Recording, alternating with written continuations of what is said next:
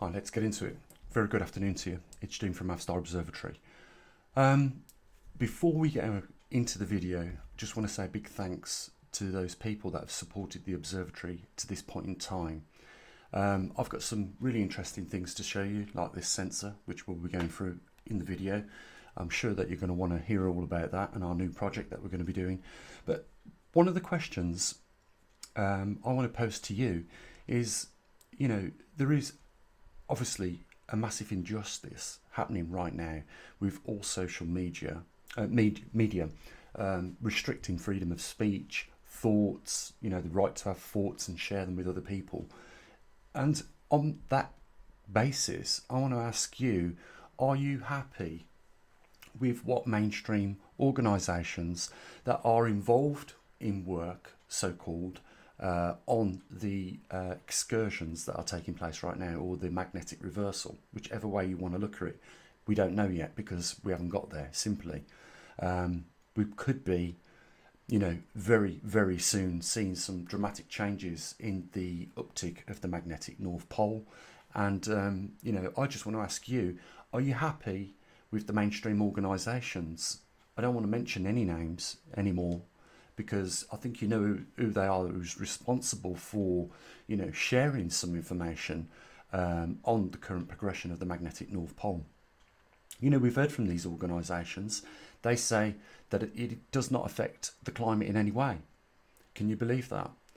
Magnetic excursions and reversals do directly interfere with the climate, because if we have a weakened magnetosphere, well, then that means there's more cosmic rays coming in, but it also means more solar radiation is coming in. And yes, more solar radiation not being blocked out is going to have a direct impact on our climate. I have also done presented some images to you guys where we have looked at temperature on the W3 scale and also on the W3 magnetic intensity scale. We've compared them and the image is pretty much the same. So they say that it doesn't affect climate, and I ask you, do you trust them to regularly inform you on this very important anomaly that's taking place right now? And if your answer is no, then that leads us to something else very important. And it is on the basis of a comment that was put in the section yesterday on one of the videos. He said he has been looking at other people that talk about magnetic excursions, magnetic reversals, and they're so-called claim to be experts in the field, yet have no qualifications. And more importantly, do not follow the scientific method by having equipment such as our muon detectors, these things that come in two pieces that we build ourselves. You can see the micro mounted components on there. They take a little bit of time to build. And then we have a tuned singlet. This is where all the work happens. And in the center of there, that is the SIPM.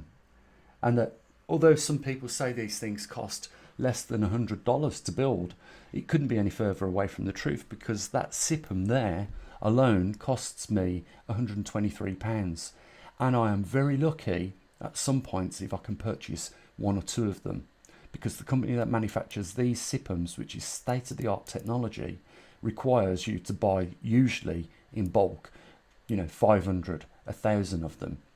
It's that there at the heart of the muon detectors that allows it all to happen. This is not a piece of plastic, by the way. This is called singlet, and it's a tuned piece of crystal that allows a certain frequency of light to travel through. In this process, we're talking about muons. Muons kick off a little bit of light as they whiz through it at the speed of light, and as they go through this singlet, it turns it into a visible light, which is what the photo silicon multiplier picks up on. This circuitry has got a peak hold part of the circuitry in there, so as soon as this thing triggers a hit, it then peak holds it and records it then to the SD card. That's if we've got that version, or it just displays it on an OLED screen for us so that we can see what's going on over a period of time. But my point is this, getting back to what we was talking about, trust. There are a lot of other YouTubers that don't have any equipment at all, and they don't have any scientific credentials whatsoever, not even a certificate at all, nothing. And they're much bigger than us, and yet they pick on me, and we know why they do it. It's down to jealousy at the end of the day. They pick on me for a whole host of things, which has caused an amount of problems, a mountain of problems for me, where I've had to show people my equipment, show people my credentials, and, you know, like I'm going to do today. I was talking about, you know, in a previous video about our new chip, this one here. It's a FGM3. And to prove that this chip, this is what we have to do these days, you know, because otherwise we get, you know, armchair warriors saying this, saying that. So to prove it's within the regions that we're looking at, you can see there where I've underlined on that paragraph that it is well within the regions, plus or minus 50 microteslas, which puts, if we convert that into gauss, that puts it between 0.5 gauss. Our Earth has a magnetic intensity now, that, or when we're talking about the magnetosphere, and this is interesting because the other people that run me down, first of all, have no equipment, have no qualifications, but they don't talk about the specifics of magnetism or geomagnetics, and we know why that is. You know, if someone remains silent on a specific part of any given subject, we know that that's the limitation of their knowledge on it. So when we're talking about gauss and converting microteslas into gauss or nanoteslas into gauss, we're talking about the magnetosphere strength, which when I showed you the image the other day, we could see that in the South Atlantic anomaly, it was at 25,000 microteslas, or 0.25 gauss. And then when we're talking about over in Russia, we was talking about 60,000 nanoteslas, which is 0.65 gauss. And of course, with what I've just showed you, you can see at 50 microteslas, we're well within the range using this FGM3 sensor. There, you can just see the pins on the back of it. And that will be run with a computer breakout board, a small computer breakout board, which will collect all the data. This thing, compared to the other magnetometers that we use, which are manufactured by Honeywell, is immensely, probably on a scale of 10,000 times more sensitive. Even a car driving past this sensor 30 meters away will be picked up with this sensor, and that's why, you know, it's going to take a lot of calibration. As you know, we live in open countryside here, or on the verge of open countryside, and we live in a cul-de-sac, so there's not much traffic going up and down all day long. But this sensor will pick up what traffic does go by, and what we can do is look at the baseline when there's no traffic for, you know, a long period of time, and then when a car comes past, we can look at how that affects this sensor, and it will do that, and then we can remove the random information that we don't want, which is that car going past, in Excel. It's very easy using the filters. So, you know, I am now having to show people, you know, all the aspects of what we do, and I think, you know, in some degree it's okay to do it, but on every aspect. I mean, we manufacture muon detectors. These muon detectors detect cosmic rays that have come into collision with upper atmospheric particles, smashed into them, causing subatomic particles like muons. And of course, if we're getting an increase in muons on the ground level, at surface level, it's an indication that we're having more collisions. And if we're getting more collisions, it means one of two things. The heliosphere is shrinking more, which is related to grand solar minimum, or GSM, or our magnetosphere is weakening. But we want to eliminate which one that is. And with sensors like this, we can do that, because this will tell us how much strength our magnetosphere has at this current time. And we can also double up on that by continually monitoring the magnetic North Pole progression, because if it starts to pick up speed, we know then we are getting close to that magnetic reversal. Now, some of the other equipment we've got is things like this, you know, an atmospheric oxygen sensor. If we just switch it on, it'll boot up a little bit, and it should refresh. and then show you the atmospheric content if just in this living room, and we're at 20.54. So you can see that it works, and that again has got state-of-the-art technology in it. We're using the latest method of detecting a concentration of oxygen in the atmosphere using an Illuminox sensor. You know, this is something that through programming other things like the Trimag system and the magnetometers that we've got, we are now able to apply it to other electronics and get them programming and running for us like this, or like the muon detector. So is that. We also have, you know, standard radiation detectors here, so we take a reading every time we do the Earth Alpha at a Glance, which we upload to the website, the dedicated website for all this and other anomalies that we look at. So this will detect gamma, beta and X-ray radiation and give us a reading of that, and we detect that and, you know, regularly test that for you guys. We've got a CO2 detector which detects CO2 in the atmosphere, and we record that information, we feed it back to you. So we have a lot of equipment, as well as the Trimag system, as well as the magnetometers that we send out, which look at regional quantities of magnetic intensity.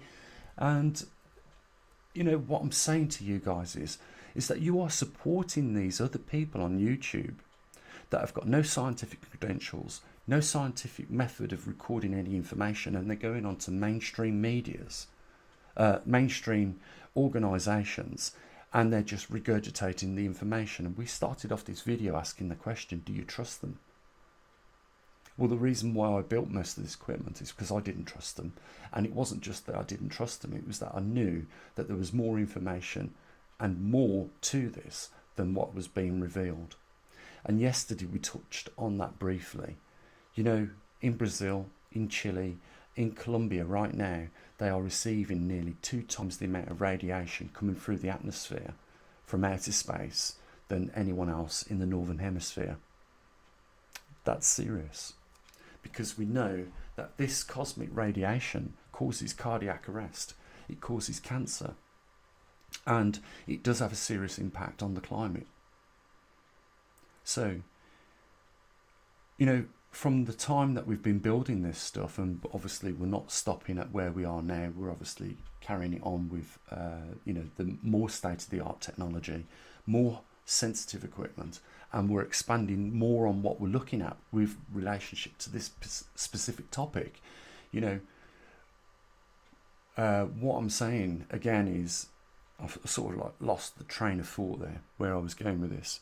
But the bottom line is that if you're not getting it from the mainstream organisation, and you're not getting it from other alternative media platforms like YouTube and YouTubers, and I'm not going to mention names either there because I could quite easily do that, then the information that you're getting from these YouTubers is inaccurate. It's not backed up with anything other than the fact that they have got it from the websites. They haven't got none of this equipment, to guarantee that. And that's what singles us out. And I suppose that's why people want to attack us. And think about this. I'm a scientist. I've got a scientific qualification behind me. And that means I'm credible. So anyone with credentials like that, you know, not just the YouTubers are going to be a bit envious of that. And they're going to be a bit envious that we're using the scientific method as well in collecting the data and then presenting it to you. But it also means that these organisations aren't going to like that one bit. Because, you know, what we've managed to do over a short period of time of about 4 or 5 years in building this equipment is we've managed to become a competitor of theirs. And we're still expanding. And they don't like it. Because we could quite easily at some point get, you know, investors invest into this observatory, a large sum of money, and we could then take it other places. I mean, we give them a run for the money on a micro scale budget, and we're not out the game.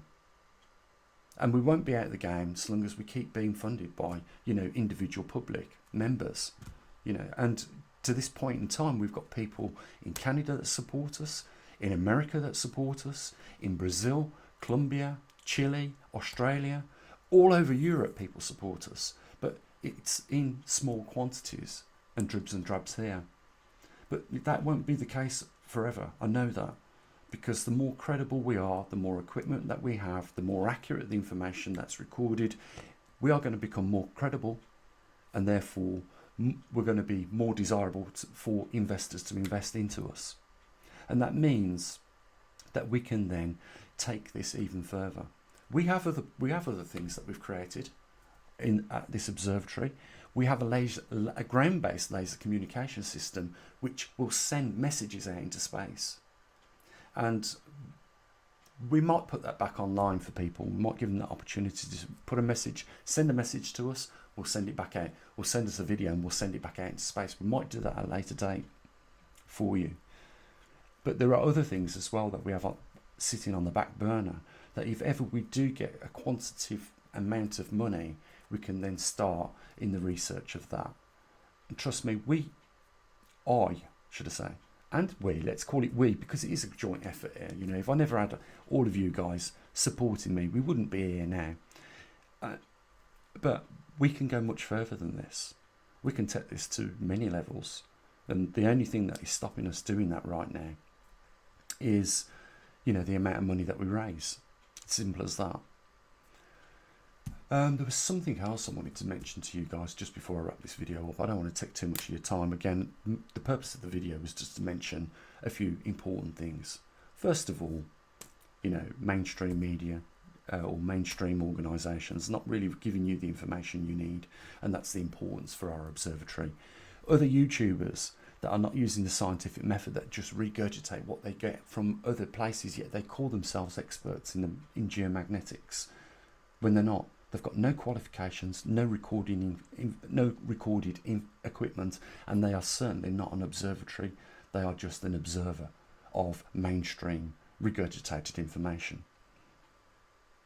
You know, if that's what you want, then you'll be left in the dark when something seriously starts to happen and you won't have access to that information. The one thing I wanted to say is that we've been supported more recently than what we are right now, and yet we are right now at a critical point in this process of going through this magnetic reversal. And all I can say is, if you was prepared to support before and not now, then what does that say about the money that you donated years ago? It was all for nothing, and you needn't have done it. If you're not going to continue in supporting what we do, then it's all been for nothing what you've done to this point. You know, it's honest reporting on, you know, projects like this that we're going to undertake with the FGM3 sensor. You know, and you will see that I'm going to allow you to see the build and the progress of the calibration. The calibration on this is a real problem. Trust me, you have to, I don't know if the schematics are here, you have to, in this, build a separate coil, and this has to be placed in that separate coil during the calibration process. It's in one of the other parts of the literature. There's a lot of literature to this. This can actually be applied to a lot of different things. We're going to use it for the, you know, the point of measuring the magnetosphere.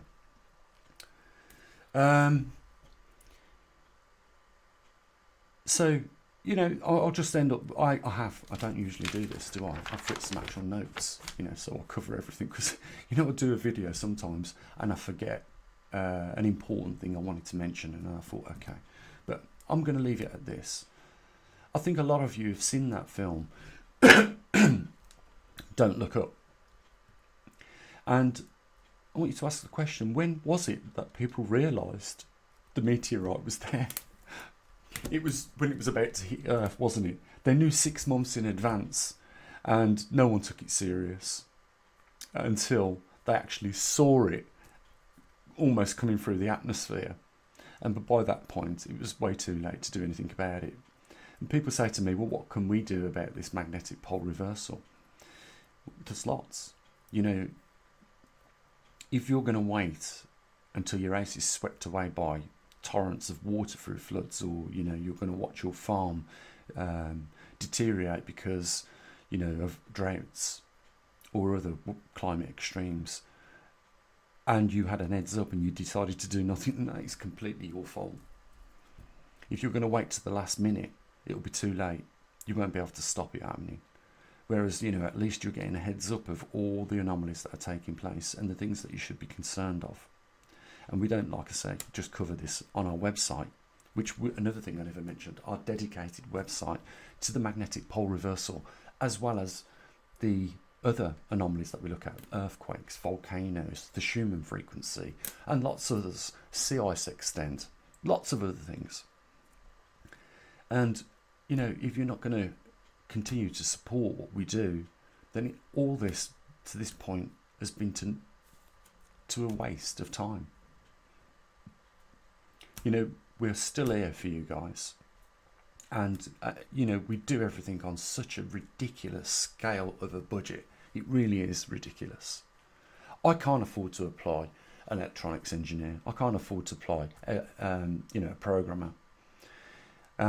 So it pretty much is all on my back. And I would love some of this weight took off my back and shoulders. Someone to look after the website for us. That would be great. Keep it uploaded. Someone to help process the data when it comes in from other countries. Someone to help us, talk to people that are understanding about what we've been doing for many years, to those people in the comment section. You can do this now. We've got a couple of great people that already do. They take their time out to write and talk about it and break these videos down for you guys. So, continue supporting us, and we'll continue advancing with the observatory, and we'll continue, more than anything else, relaying that information back to you. We've discussed and talked about a lot of things in this video, and we've been very upfront, showing you exactly what this sensor is capable of doing, putting it in the field range of, where it needs to be. This is the sensor to have to measure the magnetosphere quite clearly. If it's got a plus and minus of 50 microtesla, which is 0.5 Gauss, then of course we're in the middle of the range of what the fluctuations between the highest intensity and the lowest intensity is on our planet. I won't keep you no more. I will just say this: there is a link down there. Guys, I can't be no more open than what I've been on a lot of things, as well as not just what I've showed you today. Again, we have showed you the equipment, not only what we already carry, but what we're intending to build. And the reason why I've done that is to shut those armchair people up that want to cause trouble in the comments section, because we know what they would have said otherwise. He's not going to build this. He hasn't got this sensor. And of course, now that we've showed them, watch them jump onto something else, because this is what I found.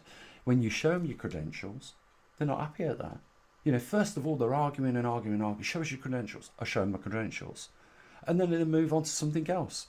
And then something else. And you know what? I've got to say to myself then at that point, you know what? If you're not happy, then you unsubscribe and go away and don't ever come back. It's fine. But it's ridiculous. If every video I do, I have to show my scientific credentials, which no one else seems to have that talk about this subject on YouTube. And if I have to show the equipment, we're going to take up a lot of people's time that is unnecessarily taken. I don't want to do that. So, there is a link down there, guys. And you can also become one of our patrons if you want to. And yes, I know it's hard times for you. It's hard times for me as well. But more frustratingly for me is that the amount of work that has been put into this over 1 decade. In the last 5-6 years, we've had equipment collecting data. And we stopped talking about these events 6 years ago. We actually started doing something about it. And to this point in time, we are still doing something about it. So there is reasons to support if you are interested in your Earth and what is going on, especially with the most important anomaly that is taking place. Then there's a link down there and you can get behind us and support us. Things really need to improve if we're going to continue, helping ourselves. That's what we're doing. We're helping ourselves obtain the information we want, which means we don't have to rely on these organisations that are no longer trustworthy to give us that information. We saw it with the one organisation which I used to mention all the time, but I won't. Basically, after level 2, there was no information, and level 2 was very basic. So we can do more ourselves. So there's a link down there. And the only other thing to say is take care of your loved ones. And as always, bye for now.